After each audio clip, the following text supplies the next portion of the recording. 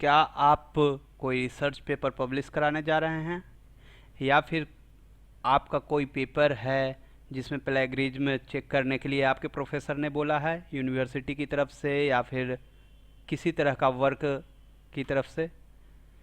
तो ऐसे केसेस में दोस्तों सबसे ज़्यादा जो वेबसाइट रेफर की जाती है वो है turnitin.com। और अगर ऐसा आपके साथ है तो आपको इस वीडियो को देखने की सख्त ज़रूरत है। चलिए दोस्तों देखेंगे कि इस वीडियो में आखिर हम ऐसा क्या करने जा रहे हैं।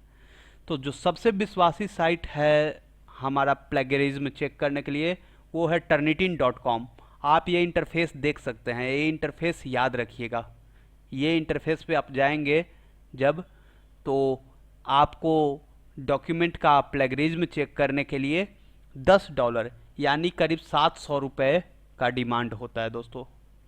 मैंने काफ़ी कोशिश की इसको क्रैक करने का, और मैंने काफ़ी कोशिश की कि कहीं से मुझे फ्री में मिले।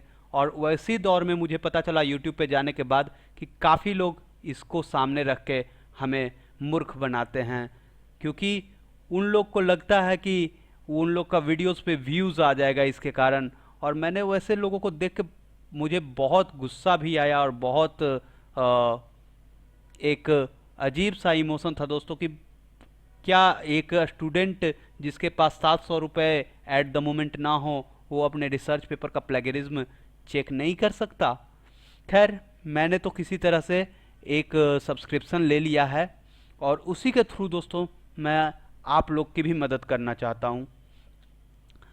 तो आखिरकार इस चीज़ का इम्पोर्टेंस क्या है दोस्तों, प्लेगरिज्म क्यों चेक करते हैं। तो देखिए जब भी आप अपना पेपर पब्लिश कराने जाइएगा ना, तो सबसे पहले तो बोलेगा कि 30% या उससे ज़्यादा प्लेगरिज्म रहेगा तो प्लीज़ चले जाइए, आपका डॉक्यूमेंट एक्सेप्ट नहीं होगा। सेकेंड थिंग है दोस्तों कि प्लेगरिज्म रिपोर्ट का डिमांड करता है पब्लिशर लोग। अगर आप कहीं पब्लिश करवाने जाइएगा, आप इंजीनियरिंग के स्टूडेंट हैं, IEEE पे पब्लिश करवाने जाइएगा, या कोई टेक्निकल मीट हो रहा है उसमें पब्लिश कराने जाइएगा, तो वहाँ पे आपका दिक्कत यही आएगा कि वो लोग प्लेगरिज्म रिपोर्ट को डिमांड करेंगे। क्यों करते हैं डिमांड? ताकि वो लोग डॉक्यूमेंट का ओरिजिनलिटी बना रहे।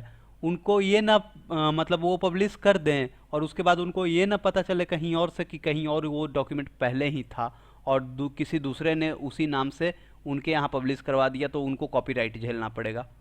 और कॉपीराइट क्लेम करने के लिए आपको डॉक्यूमेंट को ओरिजिनल तो दिखाना पड़ेगा ना, कॉपीराइट का काम ही यही होता है। खैर, तो ये तो बात हो गई कि क्यों, क्या इम्पोर्टेंस है। ठीक है, अब कैसे करें इसके बारे में बताते हैं दोस्तों। सबसे पहले बताते हैं आपको कि आप दूसरे यूट्यूब क्रिएटर्स ने आपको मूर्ख तो बनाया ही होगा। आप वहाँ गए होंगे, उनके एक्टिवेशन कीज़ देखे होंगे, क्लासरूम कीज़ देखे होंगे, और उतना सब करने के बाद जब आप फाइनली पहुँचे होंगे उसके वेबसाइट पे, तो वो बोलेगा classroom not valid, classroom expired, या फिर बोल दे इससे भी ज़्यादा होगा तो क्या बोल देगा आपको कि ईमेल आईडी ऑलरेडी टेकन, ये सब चीज़ बोलता है दोस्तों। तो उन सब चीज़ से अगर बचना है ना, तो बेमतलब का उन सब जंजाल में फंसिए ही मत। ठीक है। दूसरी बात, turnitin.com से अगर आप करने का कोशिश करेंगे तो वो आपको चार्ज करेगा। कितना चार्ज करेगा? $10। $10 700 रुपये से ऊपर होता है अभी के टाइम में भारत में। ठीक है। हमारे पास सॉल्यूशन क्या है? हमारा अपना ही टर्निटिन अकाउंट है। तो क्या हम मतलब कि समाज सेवा करने आए हैं? जी नहीं दोस्तों, बिल्कुल ऐसा नहीं है। देखिए हमारा भी पैसा लगता है, हमें भी सब्सक्रिप्शन के पैसे देने पड़ते हैं, तो हम बस एक नॉमिनल चार्ज आपसे करेंगे। क्यों आप एक डॉक्यूमेंट के लिए 700 रुपया आप वहाँ पे बेकार कर दें?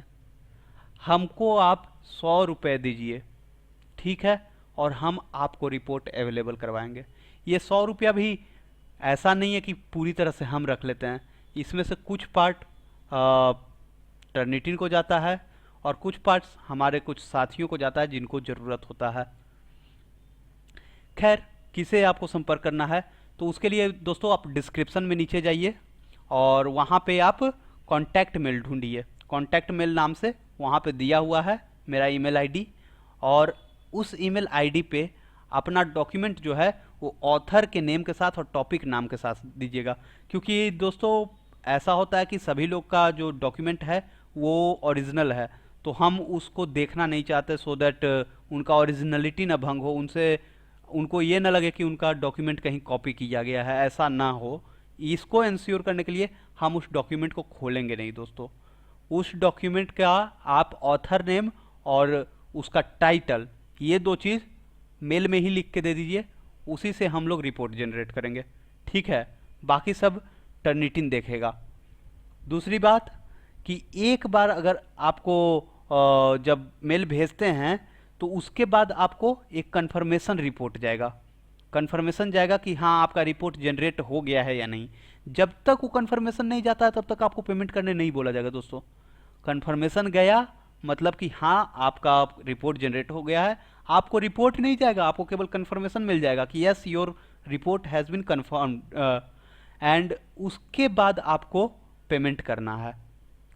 उसके साथ ही आपको पूछा जाएगा कि आप कैसे पेमेंट करना चाहेंगे, गूगल पे से या फ़ोन पे से या पेटीएम से या स्क्रिल से, या फिर आप नेट बैंकिंग से IMPS NEFT बैंक ट्रांजैक्शन करेंगे, या फिर अकाउंट टू अकाउंट ट्रांजैक्शन करेंगे मोबाइल बैंकिंग से, या फिर आपको ये पास और कोई सोर्स अवेलेबल है, भीम UPI है। तो किसी भी तरीके से आप पेमेंट करना चाहें वो आपको पूछा जाएगा। आप जो भी तरीका बताएंगे उसका ID आपको मिल जाएगा कि हाँ आप भेज दो इस ID पे, ठीक है। और उसके बाद जब आप एक बार पेमेंट कर देंगे तो पेमेंट जैसे ही रिसीव हो जाएगा हमारे पास दोस्तों, तो आपको मेल के through report with in minutes, मतलब ऐसा तो नहीं है कि जैसे ही आपने पेमेंट किया तुरंत हम भेज पाएँ, हो सकता है 5 मिनट डिले हो, 7 मिनट डिले हो, लेकिन विद इन मिनट्स। ऐसा नहीं कि 1-2 घंटा लगेगा, 1-2 घंटे नहीं, कुछ मिनट के अंदर आपको रिपोर्ट मेल में मिल जाएगा और आप उसको चेक कर सकते हैं दोस्तों। अगर आपका मतलब कि दोबारा चेक करवाने का ज़रूरत पड़ गया उसके बाद भी, मान लीजिए कि आपका प्लेगरिज्म बहुत ज़्यादा है और आपने फिर उसको सुधारा और दोबारा से चेक कराने का ज़रूरत पड़ गया, तो भी आप हमें कांटेक्ट कर सकते हैं, और वैसे केस में हम लोग चार्ज भी आपको कम करेंगे, ठीक है। तो दोस्तों इसी के साथ अगर आपको ये वीडियो पसंद आई, आपको लगा कि ये आपके काम का है, तो लाइक करिए, शेयर करिए और सब्सक्राइब करिए दोस्तों, क्योंकि उससे हमारा मोटिवेशन भी बढ़ता है और इससे हमें पता चलता है कि हम कितने लोगों तक पहुंच पा रहे हैं, कितने लोग को ये चीज़ें हेल्पफुल लग रही है, सो दैट फ्यूचर में हम ऐसे ही और कंटेंट भी ला सकें। और अगर आपको लगता है कि आपका पैसे का फ्रॉडजरी हुआ है, आपका पैसा फ्रॉड एक्टिविटी में फंस गया है, आपने हमें पैसा दिया लेकिन आपको रिपोर्ट नहीं मिला, तो आप इस वीडियो को ही रिपोर्ट कर दो दोस्तों। ऐसा कोई और क्रिएटर नहीं बोलेगा, मैं बोल रहा हूँ। अगर आप पैसे देते हो और आपको रिपोर्ट नहीं मिलता है तो आप इस वीडियो को रिपोर्ट कर दो, यूट्यूब इस वीडियो को हटा देगा और आपको मतलब अगर आपको आपके पैसे का वैल्यू नहीं मिला तो हमारा ये वीडियो नहीं रहेगा। और आप सोच सकते हैं कि कोई भी क्रिएटर अगर वीडियो डालता है तो वो बिल्कुल भी नहीं चाहेगा कि उसका वीडियो कुछ समय बाद हट जाए यूट्यूब से। उसका चाहत यही होगा कि वीडियो हमेशा के लिए रहे। तो धन्यवाद दोस्तों, आप लोग कांटेक्ट करिए, हम लोग आपके इंतज़ार में हैं।